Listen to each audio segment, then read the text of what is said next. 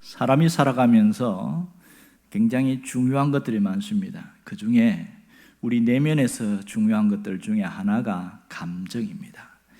이 감정은 잘못 다루면 내 기분만 상하는 것이 아니라 삶도 무너지는 것이 종종 나타납니다. 특별히 신앙생활에서도 감정의 영역은 굉장히 중요합니다.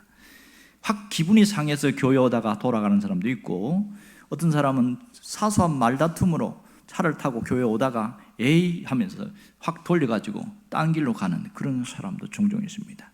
감정이 신앙생활에 많은 영향을 줍니다. 이 감정의 전쟁이 사실은 계속 되어지고 있습니다. 감정 에너지가 많이 소모되기 때문에 피곤하다 이렇게 이야기합니다. 여러분, 행복한 삶도 우리 이 에너지를 통해서 자라는데 감정에서 나옵니다. 내가 너무 즐겁다, 기쁘다 이런 감정이 내 마음을 행복하게 느낍니다. 행복감도 감정에서 나옵니다. 그러니까 감정에는 좋은 감정, 불쾌한 감정, 부정적인 감정, 이런 감정에 휩싸일 가능성이 많습니다.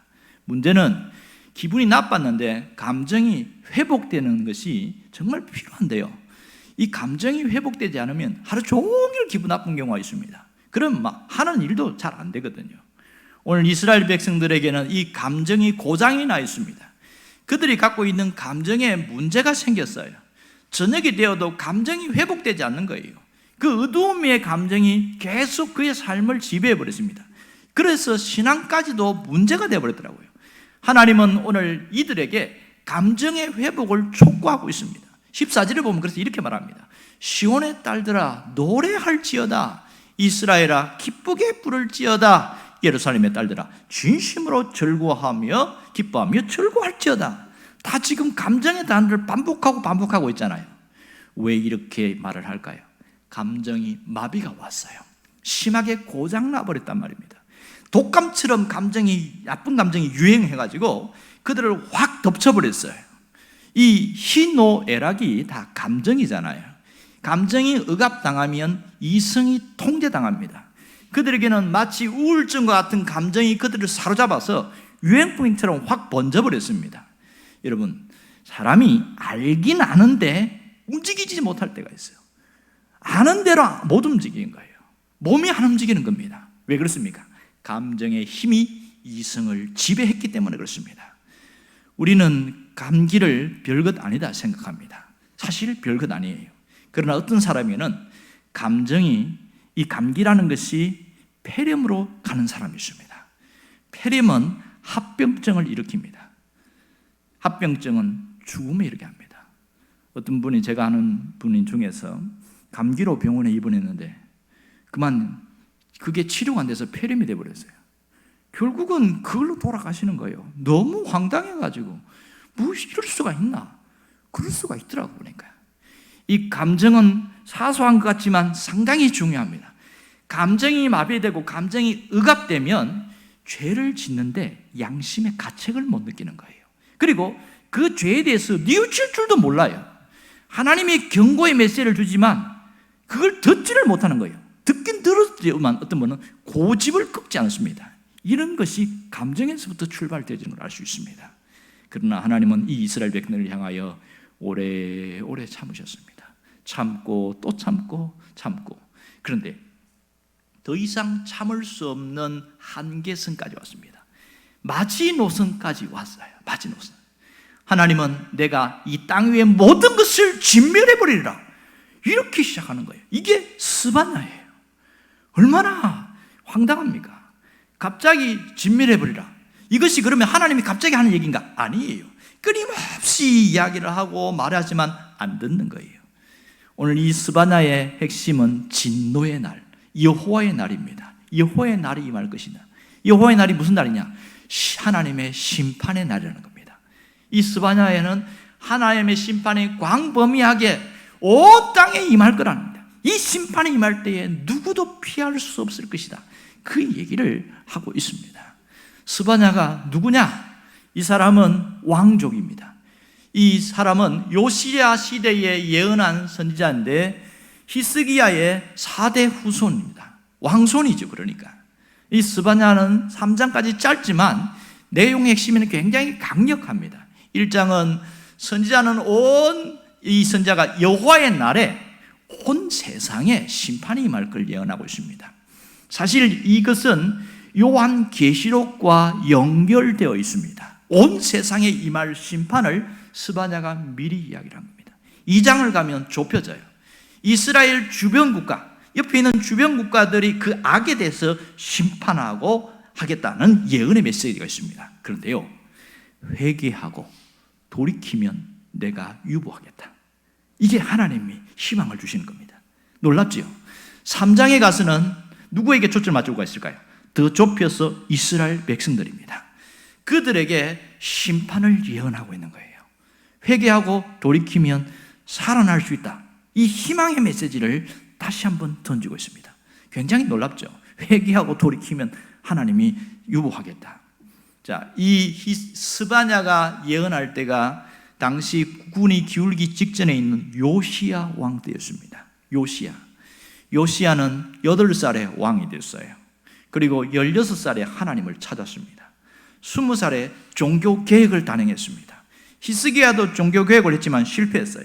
요시야는 종교개혁했는데 어느 정도 성과를 이뤘어요. 그런데 일찍 죽어버렸어요. 그래서 완성을 못하고 간 게 아쉽습니다. 왜 종교개혁을 했을까요? 이스라엘 전 지역에 우상으로 완전히 찌들어 버렸어요. 아버지와 할아버지 때에 너무 우상 숭배를 많이 해가지고 찌들어 버려갖고 그걸 확 휩쓰는 거예요. 그러면 이 8살의 왕이 됐던 이 요시야가 20살에 종교개혁을 할 수 있는 힘이 어디서 왔을까? 자기 아버지가 아몬인데 악한 왕이에요. 2년간 통치하다가 또 피살돼서 죽었단 말이에요. 그 위에 할아버지가 누구냐? 므낫세입니다. 이스라엘 유다에서 제일 악한 왕 중에 하나가 므낫세입니다. 오래 살았습니다. 40년 이상을 통치했으니까요. 어마어마하게 오래 살면서 온 성전과 이 전 지역에 우상을 갖다가 쏟아부어놨어요. 그것을 청소하는 누가 하냐면 요시야가 하는 겁니다. 어떻게 요시야가 이렇게까지 할 수 있었을까? 그것은 영적인 멘토가 있었습니다. 그 영적인 멘토가 스바냐입니다. 그러니까 스바냐가 왕족이니까 요시야의 멘토가 될 수 있었던 것이죠. 그래서 이 스바냐는 이 메시지의 핵심은 하나님의 심판에 대해서 예언하고 있습니다. 아주 직설적으로 이야기하면서 하나님의 심판을 예언을 듣고 영적인 각성을 하고 돌이켜라. 이게 핵심입니다. 그런데요, 3장 14절에 가면 그 어마어마한 무시무시한 하나님의 심판을 이야기하다가 갑자기 태도가 확 바뀌어버려요. 3장 14절에 가고 그 심판이 아주 부드럽고 따뜻한 음성으로 달라지기 시작하는 겁니다. 상당히 당황스럽지요. 진멸하리라, 내가 멸절하리라 이렇게 했는데 하나님이 태도를 바꾸니까 듣는 사람으로서는 상당히 당황스럽습니다. 뭐라고 그러냐면 하나님이 즐거워할지어다, 하나님은 왕으로 찾아온다, 이런 얘기하는 거예요. 무슨 일이 있었길래 이럴까? 3장 14절에 보면 이렇게 이야기하죠. 시온의 딸들아 노래할지어다, 이스라엘아 기쁘게 부를지어다, 예루살렘의 딸들아 전심으로 기뻐하며 즐거워할지어다. 갑자기 기뻐하라, 즐거워하라, 앞에 13절까지 메시지와는 완전히 다른 거예요. 그러니까 생각해 보세요. 어떤 아버지가 아들을 앉혀놓고, 야 이놈아, 너 잘못한 거 알지? 네가 이렇게 잘못한 거야. 알아들었어? 예 한데, 그러니까 잘못했으니까 매를 맞아야지. 매를 10대 때렸어요. 그러고 나서 또 훈계하는 거예요. 갑자기 웃으면서, 그래도 너는 내 아들이다 이럴 때 이 아들이 얼마나 당혹스러울까요? 그런 이미지와 똑같습니다. 이렇게 하나님이 막 진멸과 멸절을 이야기하다가 갑자기 기뻐하고 즐거워하고 노래하라 막 이런 얘기를 할 때 받아들이는 이스라엘 백성들 입장에서 상당히 당혹스러운 것을 알 수 있습니다. 왜 이렇게 이야기를 할까? 그 사람들은 이해할 수 없는 것이죠. 자, 15절에 보면 더 놀라운 이야기를 하고 있습니다. 여호와가 내 형벌을 제거하였고 내 원수를 쫓아냈으며 이스라엘 왕 여호와가 너 가운데 계시니 네가 다시는 화를 당할까 두려워하지 아니할 것이라, 이렇게 이야기합니다. 여기 보면 지금 14절에서는 인자한 아버지의 모습으로 쫙 나오다가 15절에서는 또 하나님이 너의 모든 형벌을 내가 사해주겠다 이렇게 하는 거예요.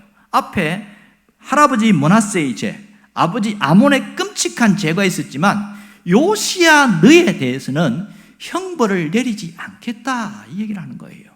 이 하나님의 약속은 형벌 탕감 선언문입니다. 16절에는 하나님이 힘없이 쓰러진 자, 약한 자를 다시 일으켜 주겠다, 오히려 격려자로 하나님이 세우겠다 이렇게 얘기하는 거예요. 그날에 사람이 예루살렘에 이르를 두려워하지 말라, 시온아 내 손을 넘어뜨리지 말라. 손을 늘어뜨린다는 것은 무슨 뜻이냐 하면 기죽어 있다는 거예요. 절망의 상태, 낙심의 상태에서 기가 죽어 있어요. 하나님이 진면하겠다는 태도를 확 바꾸어서 야 걱정하지 마, 걱정하지 마 이렇게 말씀하고 있습니다. 이제는 기뻐하고 즐거워하라. 다시는 화를 당할까 두려워하지 마라. 내 손을 늘어뜨리지 마라. 기죽지 마라. 이 얘기를 하고 있습니다. 그러면 무엇 때문에 하나님이 갑자기 태도를 바꾸신 것일까요? 무엇이 하나님을 기쁘시게 만든 것일까? 여러분, 그 이유는 여기 보면 17절에 나옵니다. 하나님이 이렇게 말씀을 기뻐하시는 이유를 말하고 있는데, 자, 그 내용에 대해서 너무 기쁘다 이렇게 말합니다. 다 같이 한번 17절 함께 읽어봅시다. 너의 하나님 여호와가 너의 가운데 계시니 그는 구원을 베푸실 전능자시라. 그가 너로 말미암아 기쁨을 이기지 못하시며 너를 잠잠히 사랑하시며 너로 말미암아 즐거이 부르며 기뻐하시리로다. 여기에 반복된 단어가 뭐예요? 너라는 단어입니다. 너로 말미암아, 너 때문에, 너 계속해서 반복하는 건데 하나님이 기뻐하는 이유가 너 때문이다. 그렇게 태도를 바꿨다는 거예요. 그럼 여기서 도대체 너는 누구냐는 거예요. 너라는 그 사람이 무슨 일을 했길래 하나님이 얼굴 태도를 바꾸고 행동도 바꾸고 다 바꾸셨을까? 왜 이렇게 바꾸셨을까? 어떻게 해서 하나님의 마음을 완전히 돌아서도록 만들었느냐는 거예요. 여기서 너는 이스라엘의 남은 자, 지금 유다의 남은 자를 이야기를 하고 있습니다. 13절에서 너가 누군지를 정확하게 이야기합니다.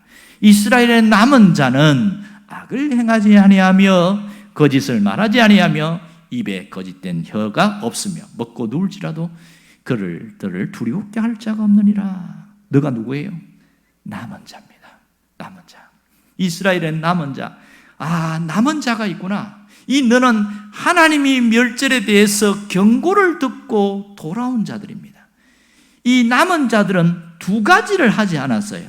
한 가지는 천체 숭배를 하지 않은 자다 이렇게 말합니다. 천체 숭배.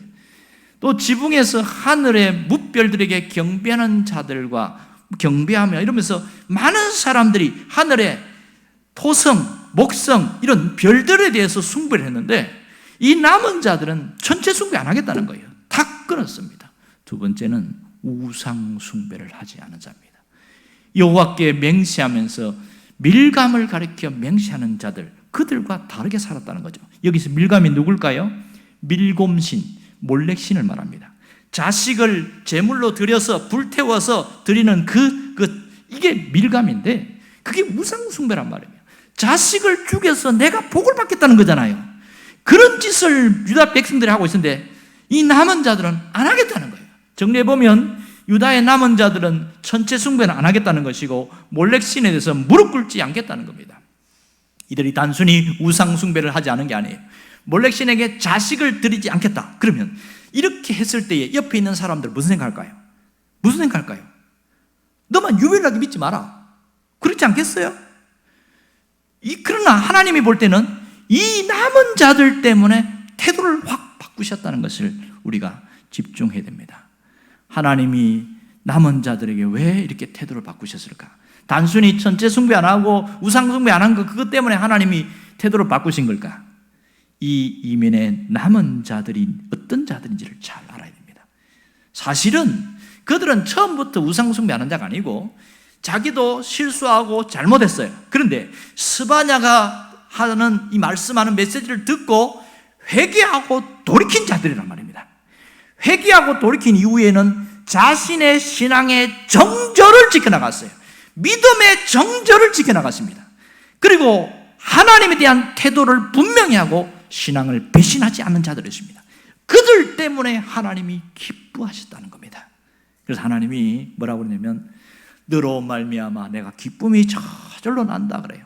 너로 말미암아 내가 기쁨을 이기지 못하며 얼마나 하나님이 기뻐하는지 몰라요. 또 하나님이 너를 향하여 잠잠히 사랑하시고 그 사랑을 쏟아붓고 있다, 그 얘기를 하고 있습니다. 너를 잠잠히 사랑하시며 너로 말미암아 즐거이 부르며 기뻐하시리라. 할렐루야. 하나님이 나 때문에 기뻐하는 그런 사람 되기를 원합니다. 이 소리 없는 하나님의 아버지의 사랑이 여기에 있어요. 소리 없는 하나님의 인자하심이 남은 자 위에 임하고 있다는 겁니다. 하나님은 이들을 바라보시면서 기쁨을 견디지 못하신다고 그럽니다. 웃음을 참지 못하겠다, 너무 만족해가지고 내가 기분이 너무 흡족하다, 이러면서 하나님의 사랑을 그들에게 더 쏟아붓고 계신다는 사실을 눈여겨봐야 됩니다. 왜 이렇게 하십니까? 하나님이 행복하기 때문에. 여러분, 하나님은 행복을 느끼지 못한다고 생각하는 사람이 되게 많습니다. 하나님은 그냥 사랑만 부어주신다고 생각해요. 그렇지 않습니다. 하나님 자신이 행복하기 때문에 그 행복감을 사랑으로 쏟아부어주는 거예요. 구원해주고 보호해주고 안전하게 지켜주시는, 그것은 하나님의 행복 때문에 그렇다는 겁니다. 하나님이 행복을 느끼고 있다는 사실입니다. 누구 때문에요? 신앙의 정절을 지키는 사람, 너 때문에. 하나님의 음성을 듣고 다시 돌이켜서 다시 하나님께로 돌아오고 다시 하나님 앞에 서 있으려고 하는 너 때문에 하나님이 행복을 느낀다는 겁니다.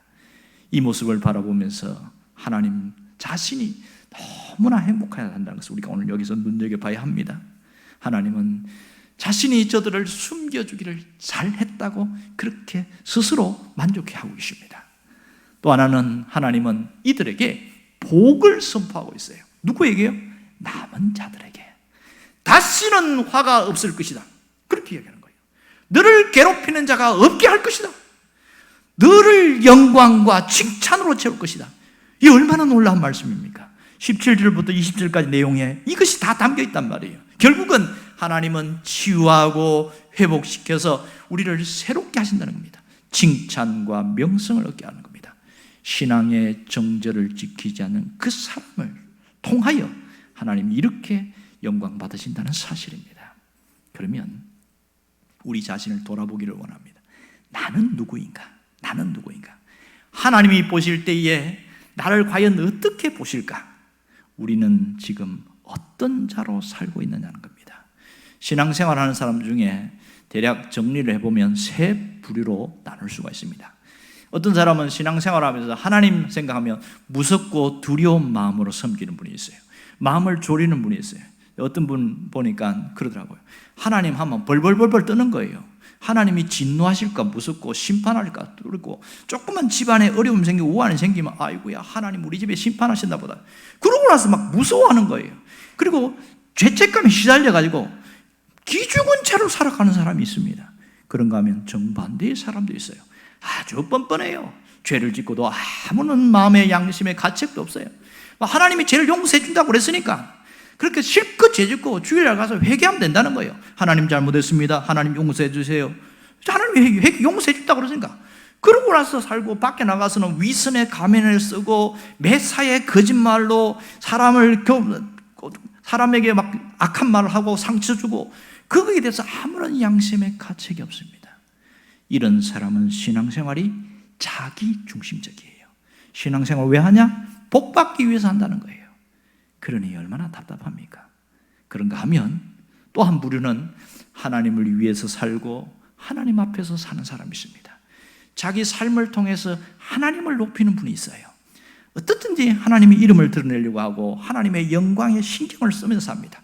하나님과 동행하고 주님은 나의 주인이시다는 것을 인정하며 살려고 몸부림치는 그런 자들이 있습니다. 여러분은 어디에 속합니까? 어떤 부류냐는 거예요. 하나님이 기뻐하는 그런 사람일까? 아니면 하나님 볼 때 속이 상하고 그 심지어 역겨워할 그런 사람인가 하는 겁니다. 나를 향한 그 하나님의 얼굴은 어떤 모습일까? 하나님이 나를 인정하는 모습일까? 과연 하나님에게 나는 어떤 모습으로 보이고 있냐는 거예요. 나는 신앙을 어떻게 지키며 살아가고 있습니까? 혹시 신앙이 무너졌다면 나를 무너뜨리는 그 정체가 뭐냐는 겁니다. 여러분, 우리가 어떻게 해야 됩니까? 지금 하나님의 얼굴을 생각해 보기를 원합니다. 나를 주목하고 계시는 하나님이 이렇게 보시기를 원하고 계셔요. 하나님은 오직 나만 주목하고 계신다는 것을 잊지 않기를 원합니다. 나 때문에 웃을 이유를 찾고 계신다는 거예요.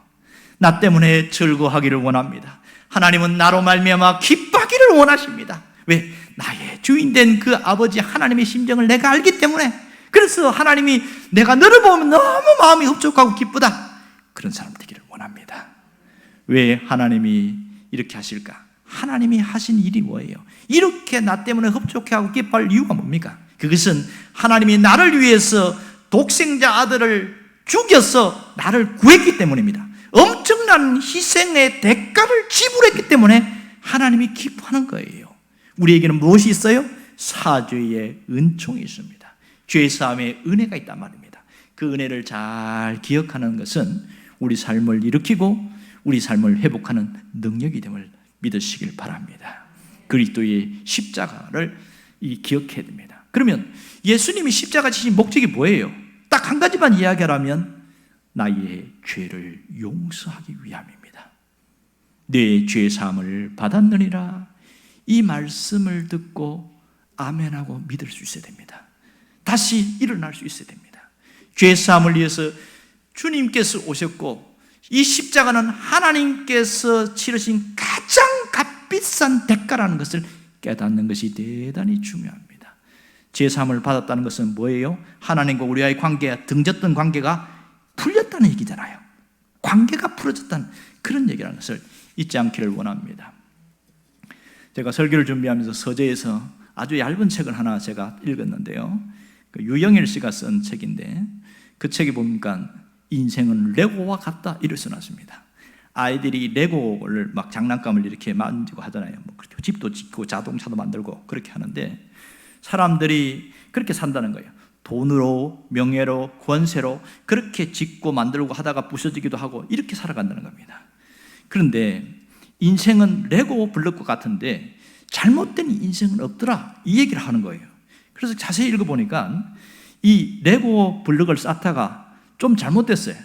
그래서 무너졌어요. 그랬을 때 부모가 혼을 내거나 선생님이 혼내키는 일은 없다는 거예요. 다시 쌓으면 되지 뭐, 이런다는 거예요.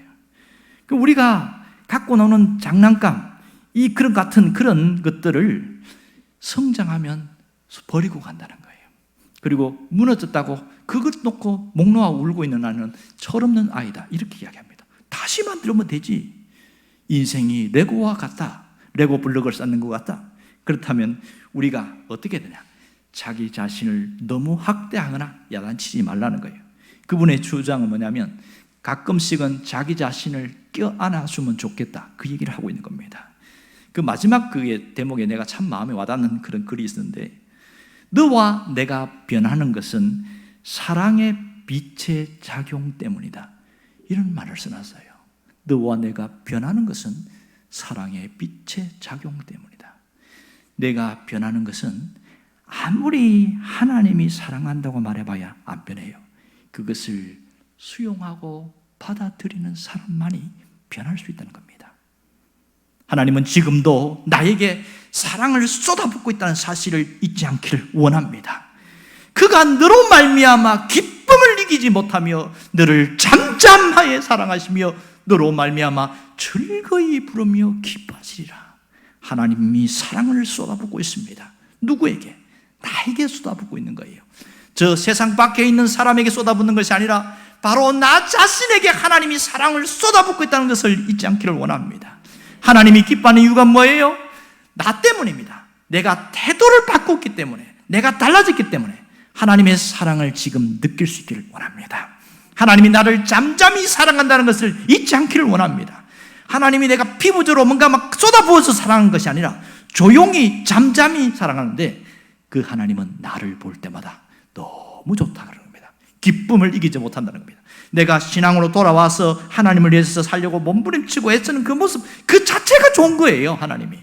그러면 이걸 안다면 우리가 어떻게 살아야 합니까? 이제 주님을 기쁘시게 하기를 원합니다.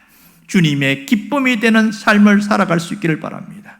주님께 기쁨과 웃음을 드리는 성숙한 삶을 살아가기를 바랍니다. 어떤 것이 주님에게 기쁨이 될까요? 신앙의 정절을 지켜나가는 거죠. 믿음의 정절을 지켜나가는 겁니다. 내가 가진 이 믿음, 세상에 흔들리고 사람에 흔들리고 돈에 흔들리고 여건에 흔들리는데 그것을 버티고 이겨 나가는 거예요. 이스라엘의 남은 자는 악을 행하지 아니한다. 이스라엘에 남은 그 자들이 악을 행하지 않는 게 무슨 말입니까? 악을 행하지 않겠다는 결단이지요. 거짓을 말하지 아니하며 더 이상은 거짓을 하지 않겠다고 결단하는 거죠. 입에 거짓된 혀가 없으며 내가 더 이상 입술로 사람들의 상처를 주거나 입술로 사람들 고통 주는 그런 말을 하지 않겠다고 결단하는 겁니다. 먹고 놀지라도 그들을 두렵게 할 자가 없다. 먹고 놀지라도 믿음의 삶을 살아가는 겁니다. 날마다 믿음의 선한 싸움을 살아가는 거죠.